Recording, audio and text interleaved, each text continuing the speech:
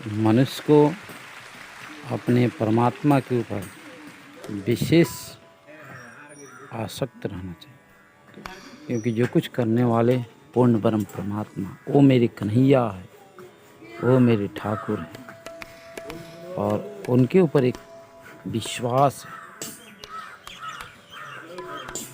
मेरे बस में क्या है?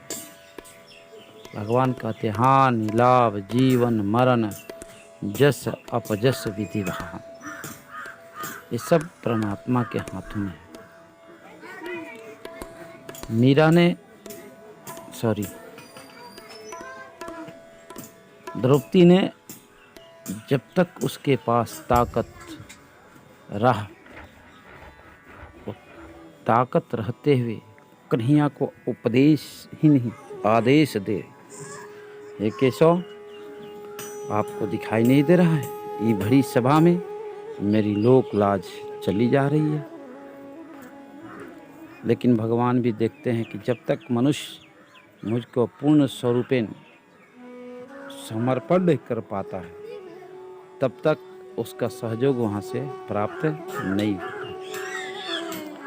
और यही बात है, अंत में भरी सभा में द्रौपदी ने देखा चारों तरफ कोई भी रक्षा करने वाला नहीं है, तो सभा में उनके गुरुजी विराजमान थे।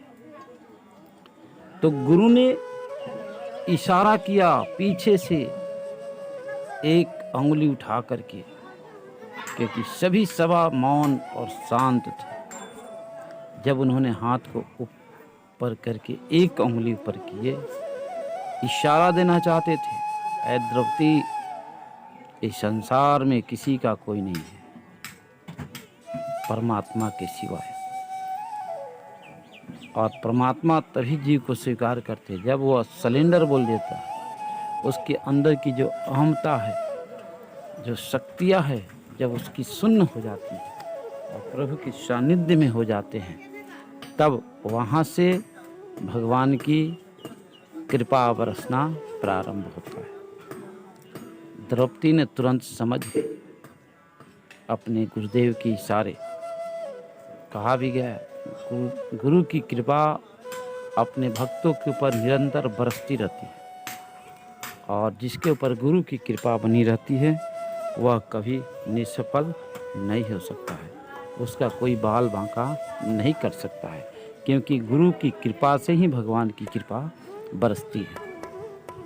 और जैसे उन्होंने इशारा किया, वह द्रौपदी ने समझ गई, और उसके पास जो शक्ति था, जो साड़ी की पल्लू पकड़ रखी थी, अब वो पल्लू को छोड़ देती है और दोनों हाथ ऊपर करके बस भगवान से एक ही प्रार्थना करती है, श्री कृष्ण गोविंद हरे मुरारे, हे नाथ नारायण वासुदेव।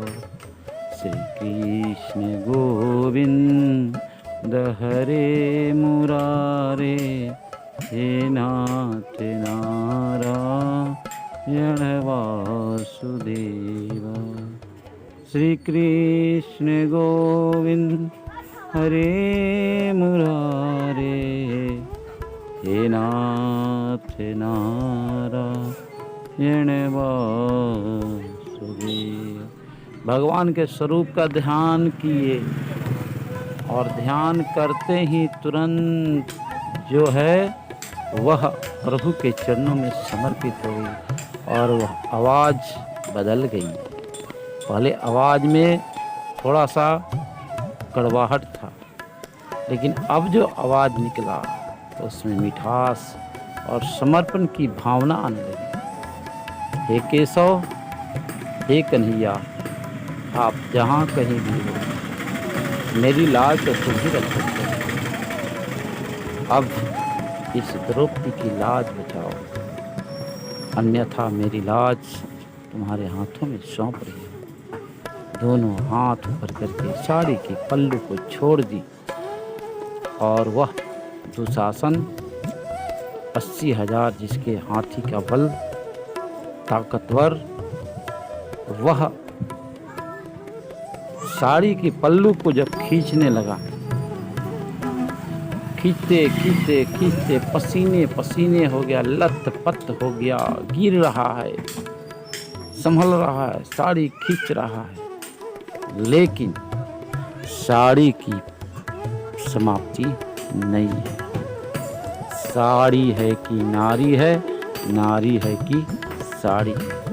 इतनी साड़ियाँ बन गए, उथल पुथल हो गए कि उसे साड़ी में परमात्मा जो है समाहित हो जाते हैं और वह दुशासन थक थक करके गिर जाता है और द्रौपदी की बाल बांका भी नहीं कर पाता। तो भगवान कहते हैं कि जो मेरे सानिध्य में आ जाता है और एक बार आ गया, मैं उसे अपना लेता हूँ, वह मेरा है, उसकी सारी देख रेख सब कुछ मैं करता हूँ। भगवान की ये वाणी, एक बार कम से कम प्रभु के सानिध्य में आए तो सही, एक बार प्रभु से कहे तो सही, हे प्रभु मैं आपका हूँ, आप हमारे हो। बस इस शब्द को दोहराते रहो, जीवन भर आपको कोई वस्तु की कमी नहीं होगा, क्योंकि देने वाले ठाकुर जी हैं, लेने वाले ठाकुर जी हैं। इसलिए जो कुछ है सब समर्पित की भावना रखो। तेरा तुझको अर्पण क्या लागे मेरा, प्रभु क्या लागे मेरा। ओम जय जगदीश हरे, प्रभु जय जगदीश हरे। समर्पण की भावना जब हुई, ये गुरु की कृपा जब होती है तो ऐसी भावनाएं जो है हृदय में व्याप्त होता है। गुरु की बड़ी विशेष महिमा है। इसलिए प्रभु को पाना है तो सद्गुरु के सानिध्य में जरूर पधारे और वह सद्गुरु ही आपके उद्धार कर सकते हैं, अन्यथा किसी में इतनी ताकत नहीं। इसलिए सद्गुरु को खोज करके अपने जीवन को आनंद में मनाना चाहिए और उसका जीवन धन्य हो जाता है। जय श्रीमन नारायण। राधे राधे। सबका